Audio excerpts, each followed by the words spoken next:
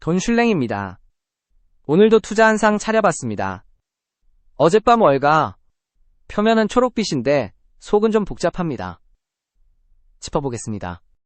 S&P 500이 6,611포인트, 0.44% 상승하며 나흘 연속 오름세를 이어갔습니다.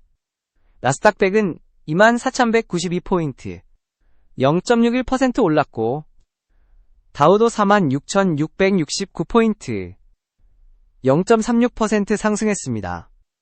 표면만 보면 꽤 좋은 장입니다. 그런데 한 가지가 걸립니다. VIX가 24.17입니다. 소폭 올랐어요. 시장이 오르면서도 변동성 지수가 같이 오른다는 건 투자자들이 마냥 편하게 올라타고 있지는 않다는 뜻이거든요. 경계심을 유지하면서 올라가는 그림입니다. 상승 배경은 이란입니다. 트럼프 대통령이 이란에 대한 최후 통첩 시한을 앞두고 외교적 해결 의지를 시사하는 발언을 했고, 시장이 이걸 긍정 신호로 받아들였습니다.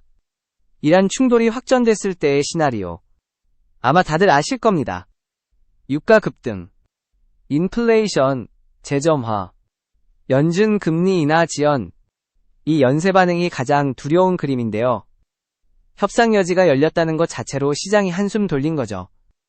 다만 국채 금리가 문제입니다.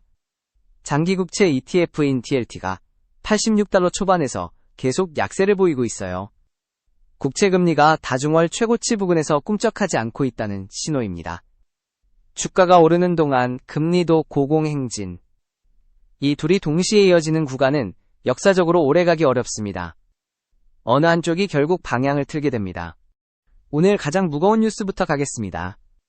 연준 핵심 인사가 공개 발언을 했습니다. 인플레이션이 냉각되지 않으면 금리 인상이 테이블 위에 올라올 수 있다. 잠깐요. 불과 몇 달 전까지 시장은 연준이 언제 금리를 내릴까를 논하던 분위기였거든요. 그런데 지금은 금리를 올릴 수도 있다는 말이 나왔습니다. 방향이 완전히 반대입니다. 배경은 두 가지입니다.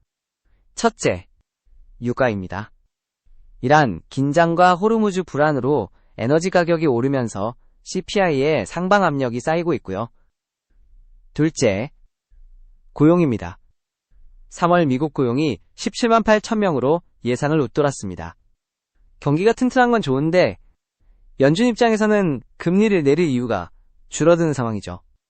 웰스파고는 연준 금리 인하 횟수 전망을 하향 조정했고, JP모건도 다음 인하는 더 멀어졌다고 했습니다. 지금 당장 금리 인상이 확정된 건 아닙니다. 아직 가능성을 언급한 단계입니다. 그러나 방향이 바뀌는 변곡점 신호는 일찍 잡아야 합니다. 성장주, 장기 채권, 암호화폐에는 하방 압력이고요. 에너지, 금융, 인플레이션 연동 자산 쪽이 상대적으로 유리한 구도입니다. 같은 날 트럼프 시진핑 5월 회담 가능성도 부상했습니다. 1년 넘게 이어진 관세 전쟁에서 고위급 협상 채널이 열리는 건데요. 기대는 할 수 있지만 미중 구조적 갈등은 단기 협상으로 해결될 성격이 아닙니다. 무역 민감 종목들의 단기 변동성이 높아질 수 있으니 회담 전후로 포지션 관리가 필요한 시점입니다. 반도체 얘기입니다. 지금 세 방향에서 동시에 복잡해지고 있어요. 첫 번째, 중국입니다. 중국 반도체 기업들이 2026년 1분기 파운드리, 메모리, AI 칩 세 분야 모두에서 사상 최고 매출을 기록했습니다. 미국의 수출 규제를 뚫고 나온 숫자입니다. 화웨이, AI 칩, 딥시크 이후 폭증한 출원 인프라 투자가 국산 반도체 수요를 밀어올린 거죠. 여기서 흥미로운 연결고리가 있는데요. 중국에서 2.5D 패키징 수요가 함께 급증하고 있습니다. 이게 한국 반도체 장비, 소재 기업들에는 수혜가 되는 구조거든요. 중국 굴기의 반사이익이 의외의 곳에서 나오는 겁니다. 두 번째, 헬륨입니다. 반도체 제조에 리소그래피부터 웨이퍼 냉각까지 헬륨이 필수 소재인데 공급이 줄고 있습니다. 카타르 플랜트 유지 보수, 러시아 공급 감소가 겹치면서 헬륨 가격이 오르고 있어요.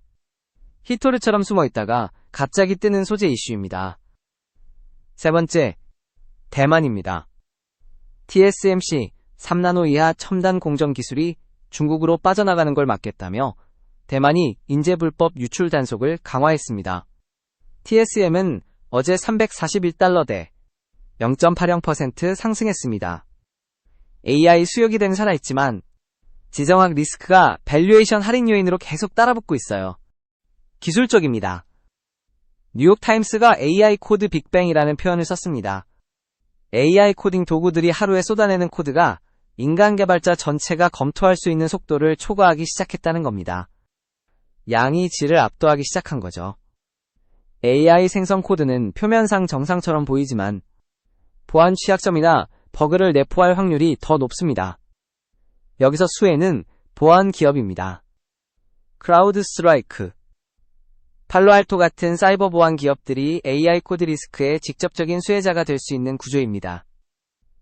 같은 날 오픈 AI CEO 샘 알트만이 AI 규제 청사진을 직접 내놨습니다. AI 수익 과세, 인프라 안전 의무화, 초지능 대비 거버넌스, 세 가지입니다. 규제를 제한한 주체가 규제 대상이기도 하다는 점이 재밌습니다. 진입장벽이 높아질수록 가장 유리한 건 이미 최대 자원을 보유한 오픈 AI거든요.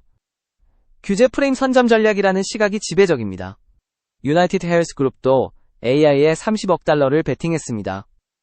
4조 원 규모입니다. 헬스케어 AI 전환이 본격화되고 있다는 신호입니다. 오늘 시황의 핵심 구도는 이겁니다. 낙관론과 비관론이 팽팽하게 맞서고 있어요. 낙관 쪽 재료는 이란 협상 기대입니다. 협상이 타결되면 유가 안정, 인플레 완화, 연준 금리 인하, 기대 복원으로 이어지는 시나리오가 열립니다. 비관 쪽 재료는 연준입니다. 금리 인상 가능성이 언급된다는 건 인플레이션이 생각보다 끈질기다는 뜻입니다. 이 두 재료가 지금 동시에 시장에 떠 있습니다. 어느 쪽이 우세해지느냐의 분수령은 다음 CPI 발표입니다. 그때까지는 지수 상승에 편승하면서도 금리 민감 자산 익스포저를 점검해두는 게 합리적입니다. 트럼프 시진핑 5월 회담 여부, 반도체 헬륨 이슈, AI 규제 입법 방향. 이 세 가지는 조용하지만 중장기 포트폴리오에 영향을 줄 수 있는 변수들입니다. 레이더에 올려두시기 바랍니다. 투자는 항상 본인 책임입니다. 오늘 내용은 참고용이고요. 돈슐랭이었습니다. 내일 또 뵙겠습니다.